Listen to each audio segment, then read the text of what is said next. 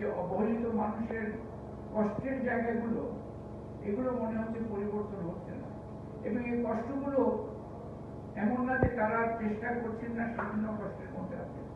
এই কষ্টগুলো হচ্ছে অনৈতিক কষ্ট।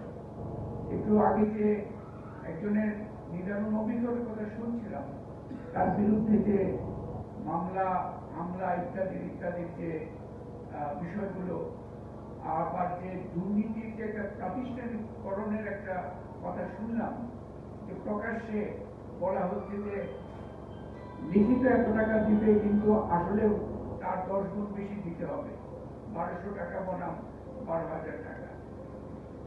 তো এখানে এই বিষয়গুলো, তো এখানে অনেকগুলো বিষয় আছে। একটা তো ভূমির বিষয়, এবং ভূমি অবশ্যই কিছু কিছু এলাকায় এই বিষয়টা আরো বেশি গুরুত্বপূর্ণ। উপকূলীয় অঞ্চলে আপনার পটুয়াখালী, সাতক্ষীরা আছে, হয়তো উত্তরবঙ্গের কিছু এলাকা আছে, এলাকা ভিত্তিক এগুলো এই বিষয়টা ভূমি হিসাবে গুরুত্বপূর্ণ একটা বিষয়। এখানে অনেক অব্যবহৃত জমিও পড়ে আছে, কিন্তু আমি দেখেছি সিলেটে, সাতক্ষীরা ইত্যাদি জমি ব্যবহার হচ্ছে আমাদের এখানে, যেখানে অত্যন্ত গুরুত্বপূর্ণ প্রয়োজন আছে জমি ব্যবহার। তো এখানে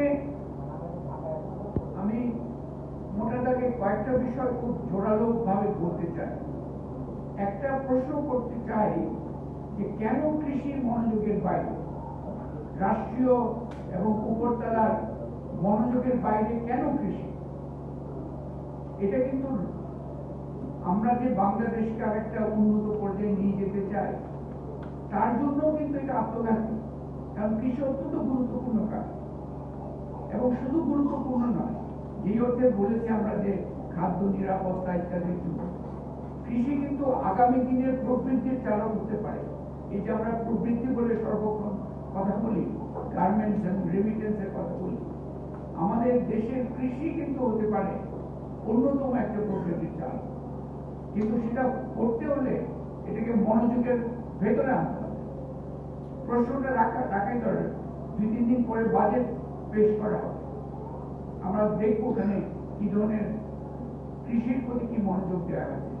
সেটা বাজেট ছাড়াও কৃষির প্রতি মনোযোগটা রাষ্ট্রীয় পর্যায়ে বলি, অর্থনীতিবিদদের মধ্যে বলে, আমি নিজেও সেখানে নিজেকে দোষী মনে করি।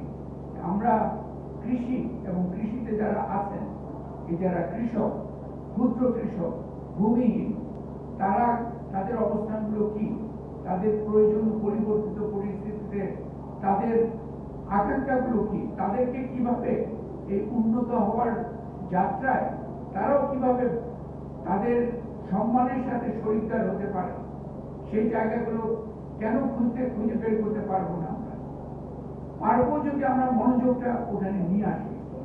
মনোযোগটা আনতে হবে।